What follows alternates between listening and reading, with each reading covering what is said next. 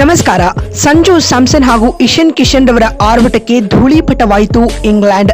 Semifinal ಪಂದ್ಯದಲ್ಲಿ ವಿಶ್ವ ದಾಖಲೆ ನಿರ್ಮಿಸಿದ ಸಂಜು ಸ್ಯಾಮ್ಸನ್ ಬೃಹತ್ ಮೊತ್ತ ಕಲೆ ಹಾಕಿತು ಟೀಮ್ ಇಂಡಿಯಾ.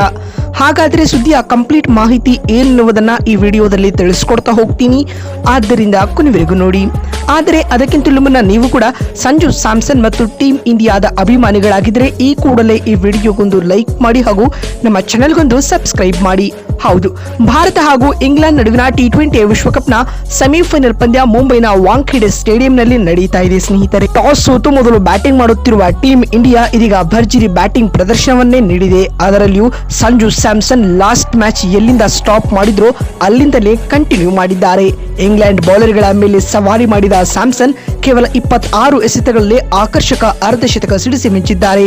ಇವರಿಗೆ ಸಾಥ್ ನೀಡಿದ ಇಶಾನ್ ಕಿಶನ್ 97 ರನ್ಗಳ ಜೊತೆಯಾಟವನ್ನು ಹಂಚಿಕೊಳ್ಳುವ ಮೂಲಕ ಭಾರತ ಬೃಹತ್ ಮೊತ್ತ ಕಲೆ ಹಾಕುವಲ್ಲಿ ಹೆಲ್ಪ್ ಮಾಡಿದ್ದಾರೆ. ಹಾಗೂ ಡೆತ್ ಓವರ್ಗಳಲ್ಲಿ ಬಿರುಸಿನ ಬ್ಯಾಟಿಂಗ್ ನಡೆಸಿದ ಶಿವಂ ದುಬೆ ಹಾಗೂ ಹಾರ್ದಿಕ್ ಪಾಂಡ್ಯ ಅಭಿಮಾನಿಗಳನ್ನ ರಂಜಿಸಿದ್ದಲ್ಲದೆ ಇಂಗ್ಲೆಂಡ್ ತಂಡವನ್ನ ಧ್ವಂಸ ಮಾಡಿದ್ದಾರೆ. ಹೌದು, ಇದಕ್ಕೂ ಮುನ್ನ ಮುಂಬೈನ ವಾಂಖೇಡೆ ಸ್ಟೇಡಿಯಂನಲ್ಲಿ ಆರಂಭಗೊಂಡ ಈ ನಾಕೌಟ್ ಪಂದ್ಯದಲ್ಲಿ ಟಾಸ್ ಗೆದ್ದ ಹ್ಯಾರಿ ಬ್ರೂಕ್ ಮೊದಲು ಬೌಲಿಂಗ್ ಆಯ್ದುಕೊಂಡರು. ಅದರಂತೆ ಇನ್ನಿಂಗ್ಸ್ ಆರಂಭಿಸಿದ್ದ ಭಾರತ ಮತ್ತೆ ಕಳಪೆ ಆರಂಭ ಪಡೆದುಕೊಂಡಿತು. ಎರಡನೇ ಓವರ್ನಲ್ಲಿ ಅಭಿಷೇಕ್ ಶರ್ಮಾ 9 ರನ್ ಬಾರಿಸಿ ವಿಕೆಟ್ ಒಪ್ಪಿಸುತ್ತಾರೆ.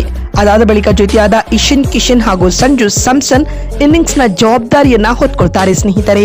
ಪವರ್ ಪ್ಲೇನಲ್ಲಿ ಸಮಯೋಚಿತ ಆಟ ನಡೆಸಿದ ಈ ಜೋಡಿ ಪವರ್ ಪ್ಲೇ ಅಂತ್ಯಕ್ಕೆ 67 ರನ್ ಬಾರಿಸಿ ಒಳ್ಳೆಯ ಅಡಿಪಾಯವನ್ನ ಹಾಕಿಕೊಡುತ್ತಾರೆ. ಈ ಮಧ್ಯೆ ಸಂಜು ಸ್ಯಾಮ್ಸನ್ ಕೇವಲ 26 ಎಸೆತಗಳಲ್ಲಿ ಅರ್ಧಶತಕ ಸಿಡಿಸುವುದರೊಂದಿಗೆ T20 ವಿಶ್ವಕಪ್ನಲ್ಲಿ back to back half century ಸಿಡಿಸಿದ ವಿಶೇಷ ಸಾಧನೆ ಮಾಡಿದರು. ಇವರಿಗೆ ಸಾಥ್ ನೀಡಿದ ಇಶಾನ್ ಕಿಶನ್ ಕೂಡ ಬೌಂಡರಿ 6 ಬಾರಿಸುವ ಮೂಲಕ ಸಂಜು ಸ್ಯಾಮ್ಸನ್ ರ ಮೇಲಿದ್ದ ಪ್ರೆಷರ್ ಅನ್ನ ರಿಲೀಸ್ ಮಾಡ್ತಾ ಹೋಗ್ತಾರೆ ಸ್ನೇಹಿತರೆ.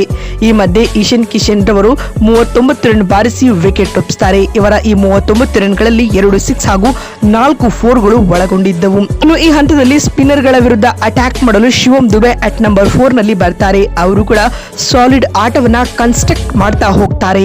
ಇದರೊಂದಿಗೆ ಆದಿಲ್ ರಶೀದ್ ರವರಿಗೆ ದೊಡ್ಡ 6 ಬಾರಿಸುವುದರೊಂದಿಗೆ ತನ್ನ ರೋಲ್ ಏನೆನ್ನುವುದನ್ನ ಪ್ರೂವ್ ಮಾಡ್ತಾರೆ ಸ್ನೇಹಿತರೆ. ಇದೇ ಸಂದರ್ಭದಲ್ಲಿ ಸಂಜು ಸ್ಯಾಮ್ಸನ್ ರವರು 87 ರನ್ ಬಾರಿಸಿದ್ದ ವೇಳೆ ವಿಲ್ ಜಾಕ್ಸ್ ರವರ ಬೌಲಿಂಗ್ ನಲ್ಲಿ ವಿಕೆಟ್ ಒಪ್ಪಿಸುತ್ತಾರೆ ಸ್ನೇಹಿತರೆ. ಇವರ ಈ ಮೆಮೊರಬಲ್ ಇನ್ನಿಂಗ್ಸ್ ನಲ್ಲಿ ಬರೋಬ್ಬರಿ 7 6 ಹಾಗೂ 8 4ಗಳು ಒಳಗೊಂಡಿರುವುದು ವಿಶೇಷ ಸ್ನೇಹಿತರೆ.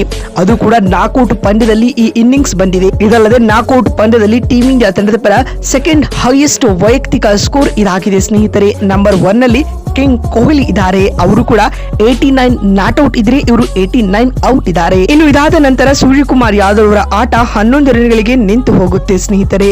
ಅದಾದ ನಂತರ ಡೆತ್ ಓವರ್ಗಳಲ್ಲಿ ಹಾರ್ದಿಕ್ ಪಾಂಡ್ಯ ಹಾಗೂ ಶಿವಂ ದುಬೆ ನಿಜಕ್ಕೂ ಕಮಾಲ್ ಮಾಡಿದ್ರು ಅಂತಾನೆ ಹೇಳಬಹುದು. ಈ ಹಂತದಲ್ಲಿ ಶಿವಂ ದುಬೆರವರು 43 ರನ್ ಬಾರಿಸಿದ್ದ ವೇಳೆ ಇಲ್ಲದ ರನ್ಔಟ್ ಕದಿಯಲ್ಲಿ ಹೋಗಿ ರನ್ಔಟ್ ಆಗ್ತಾರೆ ಸ್ನೇಹಿತರೆ. ನಂತರ ತಿಲಕ್ ವರ್ಮಾ 21 ರನ್ಗಳ ಕ್ಯಾಮಿಯೋ ಇನ್ನಿಂಗ್ಸ್ ಆಡಿದರು. ಇನ್ನು ಕೊನೆಯಲ್ಲಿ ಹೊಡಿಬಿಡಿ ಆಟವಾಡಿದ ಹಾರ್ದಿಕ್ ಪಾಂಡ್ಯ ತಂಡದ ಮೊತ್ತವನ್ನ 250 ರನ್ಗಳ ಕಡಿ ದಾಟಿಸುತ್ತಾರೆ ಸ್ನೇಹಿತರೆ.